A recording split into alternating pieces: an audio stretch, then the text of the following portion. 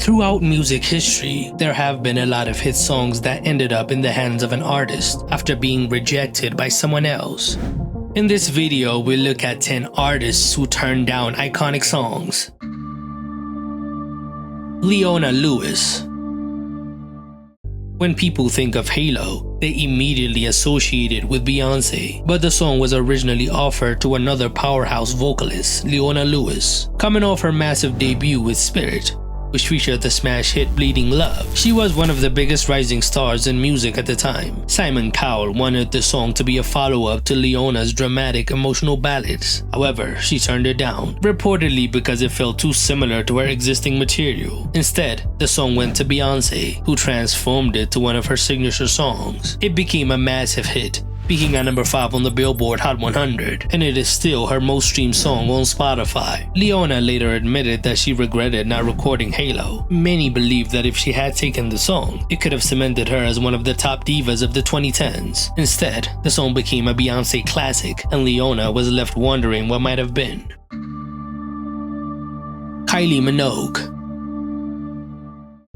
Kylie Minogue is no stranger to having a strong ear for pop anthems, but even she passed up what would become one of Britney Spears' most iconic songs. Toxic was initially written for Janet Jackson, but it was offered to Kylie, who was riding off the success of Fever. At the time, she was on top of the world with Can't Get You Out of My Head, and maybe she didn't see the need for another pop banger, so she turned the song down. And that decision ultimately handed Britney one of the biggest hits of her career. She recorded the song and released it in 2004. As the second single from her album In the Zone. The song became an instant classic, topping the charts in multiple countries and winning Britney her first and only Grammy Award for Best Dance Recording. It is now widely regarded as one of the greatest pop songs of all time. Kylie later admitted in an interview that she regretted not taking the song, saying, "I wasn't offered it outright, but I heard it and said, oh, I like it, but didn't do anything with it. Then it was given to Britney and I was like, no." Would Toxic have been as legendary if Kylie recorded it? I don't know.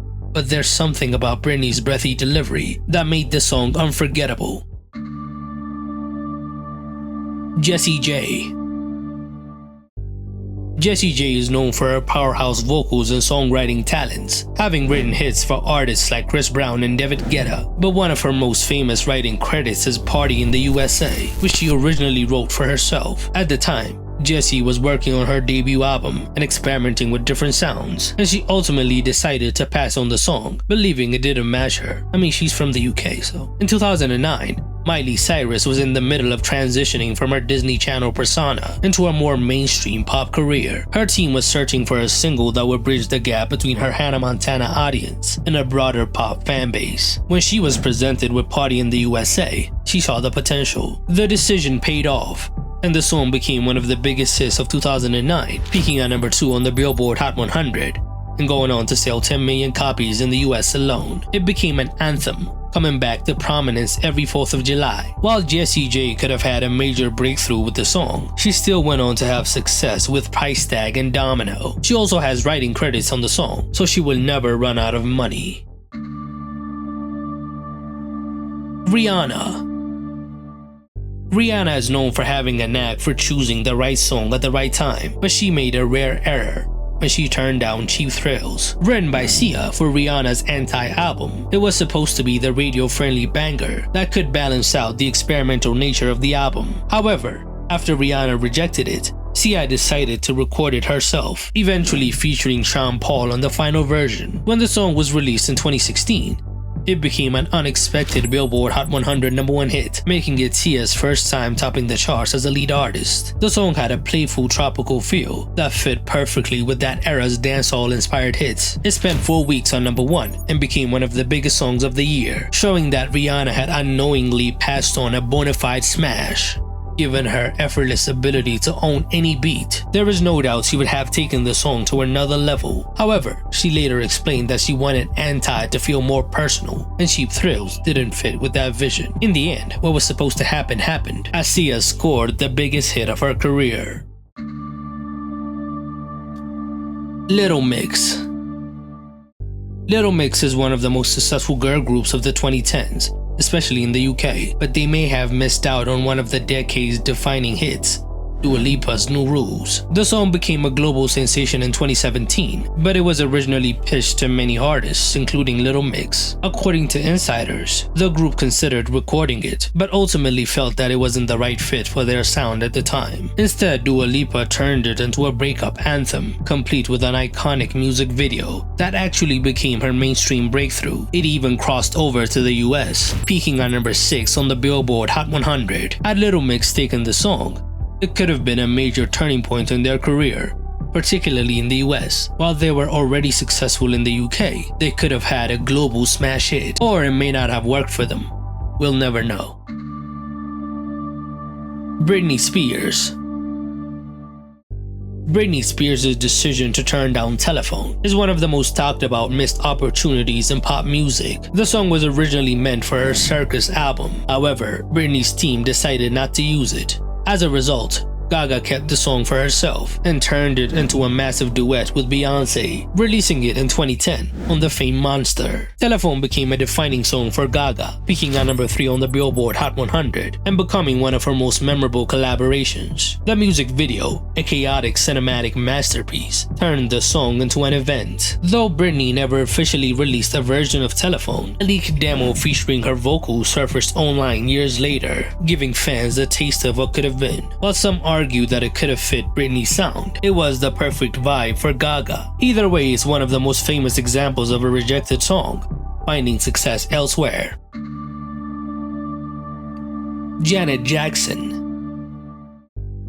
Before Whitney Houston made How Will I Know one of her most beloved songs, it was originally pitched to none other than Janet Jackson. It was intended to be her breakout moment, but for some reason, she turned it down. During the early 80s, Janet was still finding her sound, and she felt that the song didn't align with her artistic vision. At the time, she was working on a more R&B and funk-driven style, which she would later perfect with Control in 1986. The decision to pass on How Will I Know turned out great for Whitney. The song became her second #1 hit on the Billboard Hot 100 and solidified her as a rising superstar. With its infectious melody and her powerhouse vocals, it's hard to imagine anyone else singing it. For Janet, the choice wasn't necessarily a mistake. Her Control album went on to revolutionize pop and R&B. Michael Jackson. Justin Timberlake's Rock Your Body was originally meant for the King of Pop, written by the Neptunes. The song was first pitched to Michael Jackson for what was supposed to be his Invincible album in 2001. They had crafted an entire set of tracks with MJ in mind, envisioning a return to his classic dance pop sound. However, MJ declined the song because he didn't feel it was strong enough to be on his album. After being rejected, the Neptunes repurposed the song for Justin Timberlake's solo debut Justified, and it became one of his defining hits. The song helped establish him as a serious solo artist post NSYNC. It managed to peak at number 5 on the Billboard Hot 100 and became a staple of early 2000s pop. Given its funky bassline and vocal delivery, it's easy to see how it was initially envisioned for Michael Jackson. JT even admitted that he was channeling MJ's energy on the song.